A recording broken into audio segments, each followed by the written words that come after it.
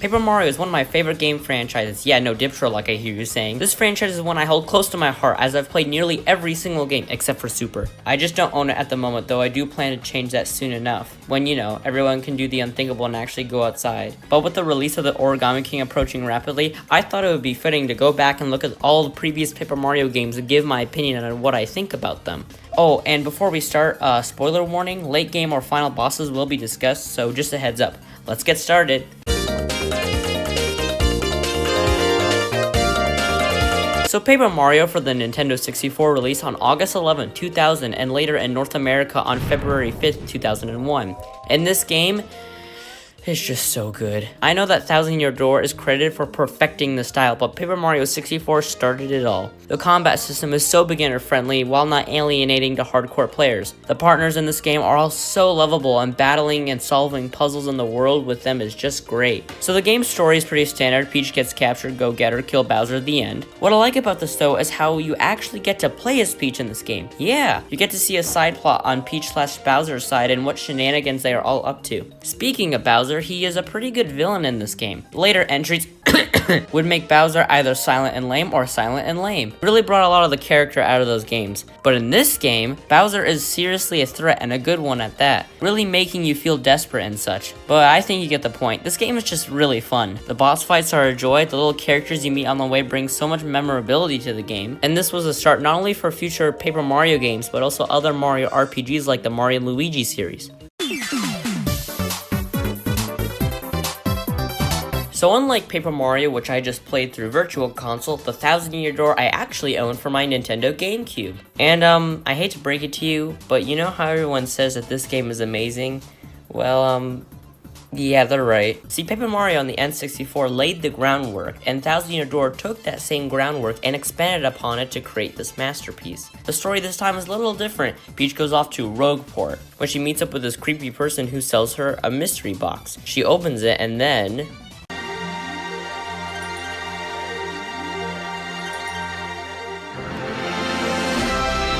oh, come on, we haven't even started the game and you leave me on a cliffhanger. Where my donut?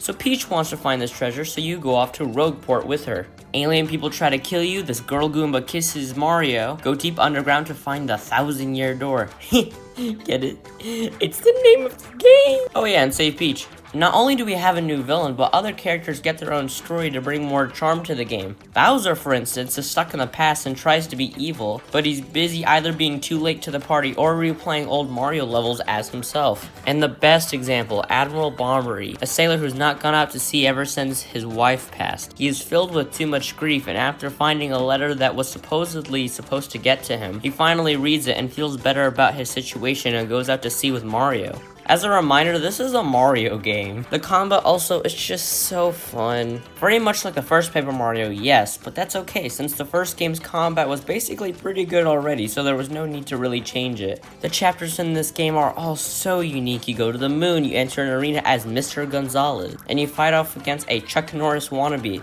It's all so fun and creative. I highly recommend it.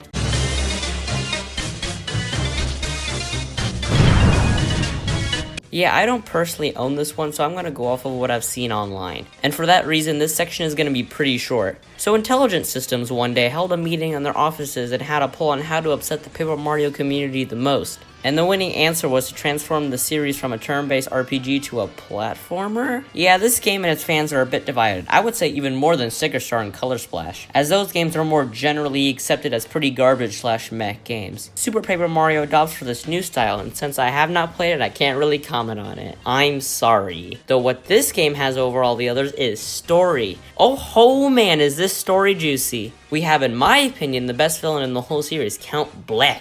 This guy's dialogue and design are just so awesome to me. And the other characters and events you go through are no doubt crazy at times, but it gives the game its own identity in that regard. And that is just super puns cool to me. I don't want to say much else since I don't own the game, so I'm gonna leave it at that.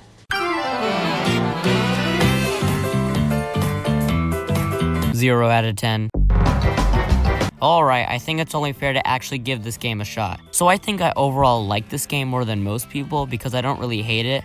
That's not saying much since the game is still not good. So Intelligent Systems, after the success of the last critical change, held an emergency Paper Mario meeting and said, alright, stickers. So Paper Mario Sticker Store was born, and yeah, this game's mechanics are paper thin. The game's enemies are all so boring. Miyamoto once told the team, this is not sarcastic, this is an actual true story, to only use characters from Super Mario World. Now obviously this sounds only horrible on paper, okay I'll stop with the paper jokes, but limiting your design team to A, only use pre-existing characters and to not make new ones, and B, use pre-existing characters created in the 80s and 90s. Wow, does that make this game mechanically shallow? Even with that request, they could have added like Chargin' Chucks and Dino Rhinos. But nope, they just stuck to Toads, Goombas, and Kamek. The music is okay, it's actually pretty good in some instances. The environments are just Mario 3 world themes once again. Grass, desert, snow, forest, lava/castle theme. The world map makes everything feel so secluded, and man, some of those puzzles are so horribly designed. Let's either make puzzles require one certain thing card, or let's make a boss impossible without a certain card and you have to walk into the boss blind if you want to figure out what you actually need. Then backtrack all the way away from the boss to get what you actually need, and then go all the way back to the boss to beat it. Oh yeah, and stickers. There are many problems with this. When you use one, you lose the sticker. Why? This makes you want to not use your stickers as you have to save your best stickers for bosses. But the boss is already impossible without a specific thing card, so what's even the point? And battling doesn't give you any XP, so what's even the point of battling? And since you don't want to use your stickers because you want to save them for bosses, you might as well just avoid all the battles as much as possible. There are still hints of creativity in some of the levels and puzzles, like how Mario enters into a game show with the Sniff It host. Things like that shine their way as high points, but are brought back down again by everything else. Again, I probably like this game more than most, but it doesn't mean it's that good.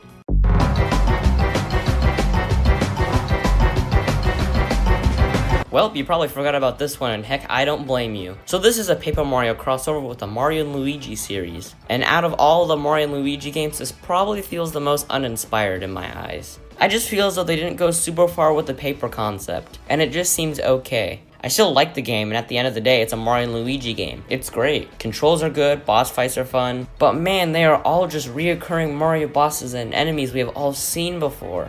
I did like the Bowser Jr. and Paper Bowser Jr. fight. That was kind of cute and fun, but that's about it that I can really recall from playing the game that I really liked. The game is still good, though I feel as though they could have just gone a little farther with the paper concept. I do like the new additions, and even though they are small touches, they really go a long way, like being able to fast forward cutscenes, being able to replay any boss with time trials and a rank mode, and even battle cards add a strategic element. These are all great additions that can be brought into the next Mario and Luigi game for Switch. Welp.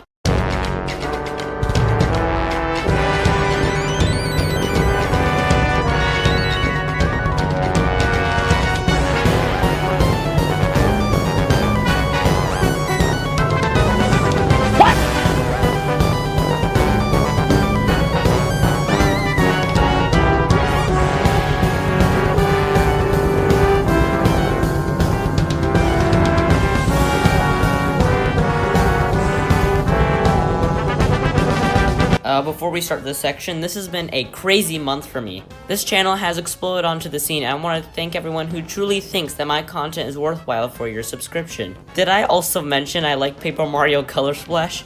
Wait, no, don't unsubscribe, don't unsubscribe! Now this game gets a lot of hate right out of the gate, and it shows. But I feel many did not actually play the game, judging by its sales, and just hated it simply because of the fact that it was Sticker Star 2. But the problem is, this is what Sticker Star should have been if they wanted to continue on with this style. Most problems here have been addressed or improved in some way. Let's start with the visuals. Oh man, hot dog does this game look nice. It's stunning and how every Paper Mario game should look from now on. The music in this game is actually really good, especially the boss themes. But even the main battle music I am a huge fan of. A huge wide range of instruments were used, which really gives this a unique feeling soundtrack, very diverse. Also, nice attention to detail. Every time you enter a battle in Bowser's Castle, this really dramatic sound effect plays. It's a nice touch. The exploration and crazy little stories that happen are a joy. You have to fix a broken bridge for some Toads, and every time you go on the fixed bridge, the Toads jump up and down in excitement. A magic show starring Lemmy and an homage to Super Mario Bros. 3, now that was cool. Though let's address the elephant in the room. That battle system. Yeah, it's not as good as Thousand Year Door, though an improvement yet downgrade from Sticker Star. Battles in this game are way too easy. I just use a card, maybe two, boom, I immediately win. Painting cards and flicking them on the screen can become quite tiresome. Alright, so you see this guy on the screen? This is Kensuke Tanabe. He is the guy who runs the show with these Paper Mario games from now on. I have a lot of beef with this guy, but that could be a whole other separate video, and we're not about to get into that can of worms today. But the reason I mention him is because in an interview soon after Color Splash was released, he said the age demographic for this game was 7 to 10 years old. I'm gonna save you the Danerade rant and let you sink in on how absolutely wrong that is. So yeah, I actually like this game. The presentation and writing are out of this world, arguably the funniest Nintendo game ever made. Music and stage themes are unique, except reusing the Koopa Links for the 639th time. Except to be fair, they actually have unique dialogue and personalities, but please, Intelligent Systems, we need unique bosses again. And a battle system that is kinda lacking, but makes up for it in everything else. Now, as of writing and editing this video, Paper Mario The Origami King has not come out quite yet, but that does not mean I'm not excited for it though. They are actively changing the formula back to what fans want, which after Color Splash, there was no way they missed the hate for that game. Looking at little clips from their website, we see that there are no consumable attacks, or attacks that will go away when you use them, at least that's what it seems to be. They are also bringing back the audience system from Thousand Year Door. The origami theme is cute and cool, the game would have been fine without it, but I must say, the origami designs on some of these enemies are super cool. I'll have more to say when I review this game, hint hint for a future video. This game looks pretty good so far. I am a bit skeptical, I will say that, but good job, Nintendo.